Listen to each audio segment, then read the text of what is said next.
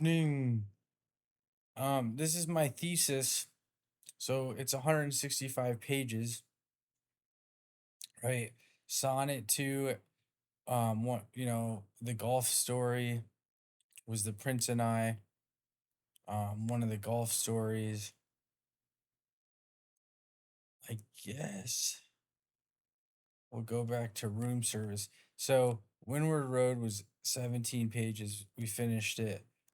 So that's good. Scratch it out. A modicum of pathos is the one about advertising.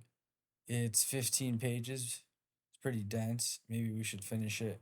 And then the raiment of regalia, you can see is 70 pages or about 65, 68 pages. Um, so this was annoying. The dots, the periods, very annoying, but it looks decent. You'll notice it's a little off, maybe not. Um, so I started room service. It's with Jane and some girls at a bowling alley. In a marginal revolution with green ossified wood and patios with plants on them. So,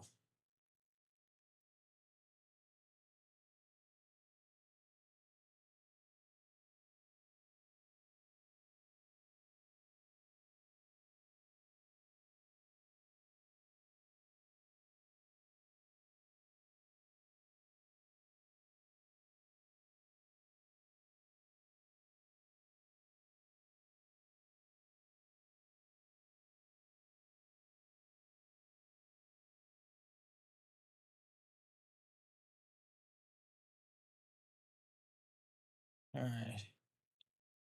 So, some of the key players are Lorelei, Catherine,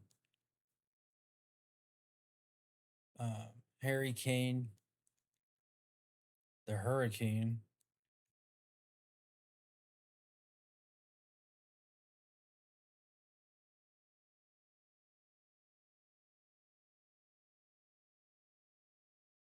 um, Vic as Jean Michael Basquiat,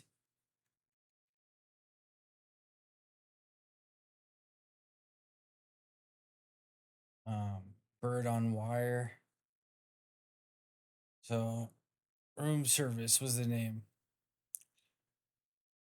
I like the balance of what? The whole word.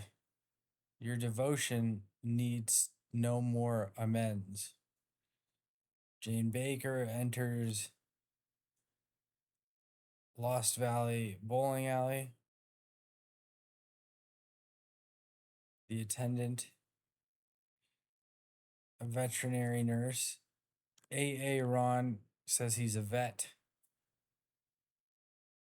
So they're on Peel Street. There's green lizards, hedgehogs, wild boar, alligators, the Somerset Gazette. So in the morning, Jane jogged on the pier of Pearl Beach past a row of jacaranda trees, popular in New Zealand perhaps, as surfers, as musicians mingled and traded places, stopped when she saw Emmanuel Baez, Oscar Wow, seated at a bench near a statue of a kite and a boy. I saw one in Medellin in Colombia. The kite's bronze tail ruffled the mulch beside the sidewalk. The boy's eyes looked beyond the kite. There's one across from Cleveland State University. And this is my one of my favorite lines. Acrid, dreary murmuring. The light on the beach stung Jane. It was a fall like a branch's disguise. Emmanuel played three notes. You only need to play three notes. Wheezy and absent, he shifts the saxophone in his lap. His black shoes mull over strewn pages of a Somerset Gazette. He ambled backwards. What do you think? Ducat, she said. You think? Jazz is a silly instrument, but a good man. He wears a black baseball cap on a music folder on the far side of the beach. Sanguine means cheerful or red. He paused at each note, sonorous. He played slow, more discordant. Pippi. Then he looked down at the page of notes. The sound melded. It's ironic because when you describe music, you surpass the musician himself. The sound melded on itself into an irregular cadence. Even the Russians are dancing. Friedrich Nietzsche pleaded ignorance. Jane put one hand on the kite, pulled her foot back against her butt cheek. She watched the beach extend out, replacing the pier, as a stretch of mud zipped over the road and sidewalk. A quarter mile ahead, a hilly cascade rose, at least 200 feet high, a brick tower protruding from the top. A family must have lived there for 3 generations, according to Emmanuel. They called on fishermen. Emmanuel Kant, that was Mozart's first name. It wasn't emit light, purportedly, had direct lines to municipal workers and a driver to take them to the airport in Andover. She bent down over her legs and tied her shoes. A family balanced on wheelbarrows and machetes, and by binoculars, she thinks, surveyors of primogeniture and appeal as they eat acai berries and nougat and splash themselves with coconut milk. Are you playing clockwise from right to left? Does it sound robotic? No, no, not robotic. It's wooden and prolonged, and she trailed off. He scratches his head. Now it's present tense, and circles his shoes, walk trotting, tearing the newspaper into halves. He has a thin and gaunt face, streaks of mud colored and lines from his temples to his lips. Still, she thinks, his ears were as wild as flamingos. Like a stinky mug, she said, beginning again until she reached the section where she chose to interfere. She kicked a penalty kick past a diving boy and missed the goal. As the ball rolled on the wet sand, she dodged a man who had just served and was making his way. She was breathing, a patch of curl and a sandstone crag. Now, the backstory. When Jane first moved there from Santa Trista, she read novels a few blocks from the pier at a coffee shop called Jamboree from Eudora Welty's story. During Sense and Sensibility, she indulged the dust piles that formed from the bamboo chairs.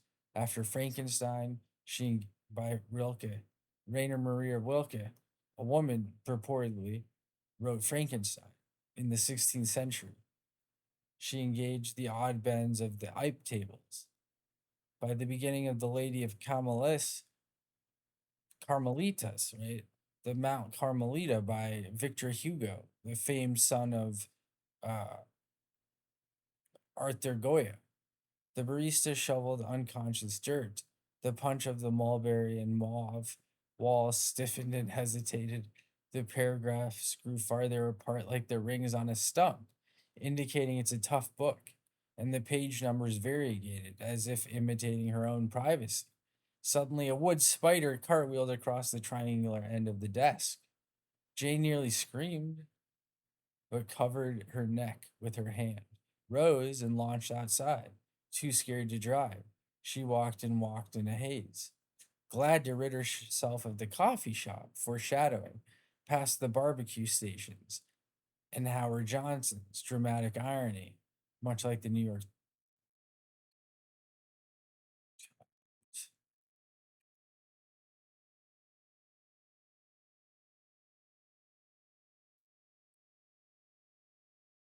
All right, my bad. So,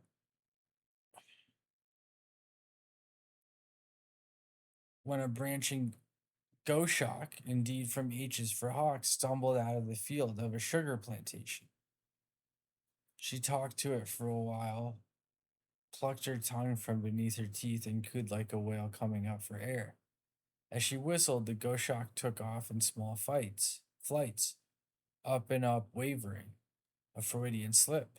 A man appeared with a suitcase, a jacket, and a tie around a curve. Where are we? She asked. I'm returning from Kinky Beach, where I lost Sam here in a fit of ineptitude. She struck out her hand. He kissed her cheek and said, You must be new here. I'm Professor Nico Canito. I teach civil engineering at the university. What's Kinky Beach? A clouded isle with piles of white sand, perhaps like the beach in Thailand where Leo DiCaprio meets we need the writer of We Need to Talk About Kevin. A cove for surfers and a lagoon on the sides. There's an island, a football field across. This is a plan for a new bridge, he said, lifting up his bag. Bitumen, she asked hopefully. It's not how, but why. Bitumen is asphalt. Obsidian. My mother took me once, Jane said, interrupting, her finger on her chin. Wait a minute, she said, ruffling her hair with her left hand until it curled around her right ear. Andover waterfall. It appears Lorelei was fired, and Carrie, her understudy, is now the lead. I saw a black cherry tree marvelously high behind a small, boggy bridge behind it.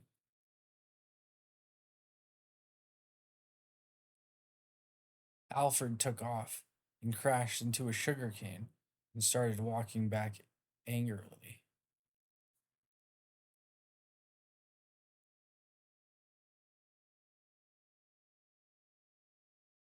So Alfred is a Goshawk, just so you know.